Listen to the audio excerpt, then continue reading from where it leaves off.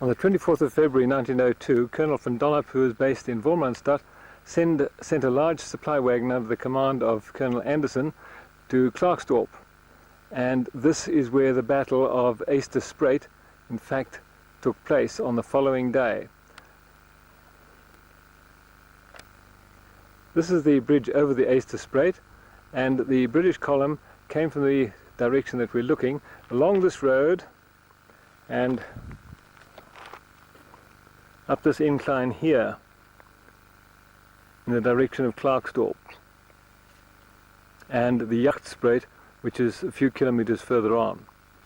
On the left of this slope, Lieutenant Colonel Anderson made his camp on the night of the 24th at the farm Ysterspruit in this area.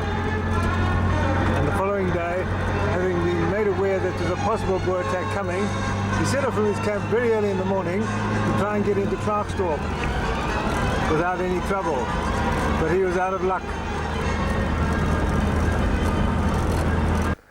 We've now passed the farm Elandslaagte, and I'm standing at the ridge at the base of Trig Beacon number 106.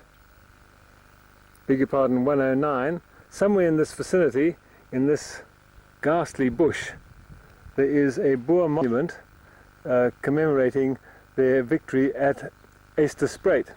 But I've hunted high and low, got hacked by thorns and scrub, and I have found no trace of it. It's probably here, but where, I have no idea.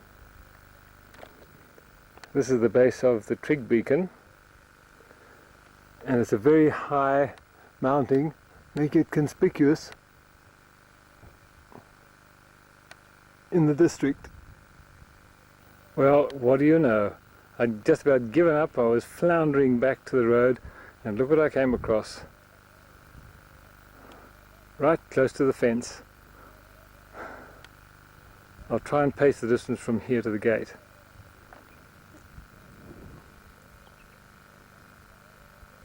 Okie dokes, here we go.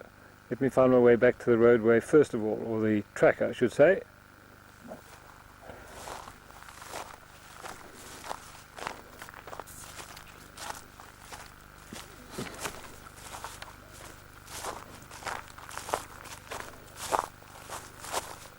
Well, after all my floundering, I'd walk past it at this distance, and it's just after a curve in this track.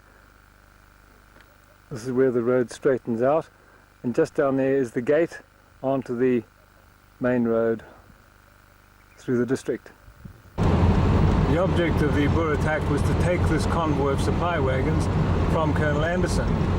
In the process, they succeeded in stampeding the wagons, the mules and everything down the slope and eventually to the Yacht River, or Ysterspruit down at the bottom, where the wagons were trapped in a great melee of jammed and bogged wagons.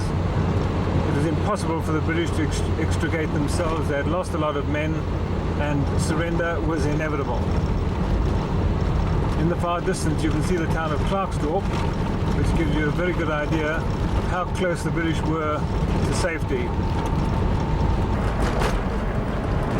As the mule and ox wagons careered down this slope and into the riverbed, there was no bridge there at the time, they were confronted with the horror of Liebenberg's commando blocking the road up the slope in front of them. This is the Ysterspruit.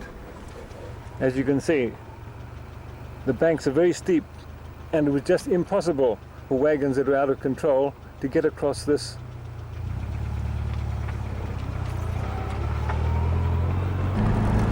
Liebenberg's men manned this slope across here to make sure that nobody could escape from this trap.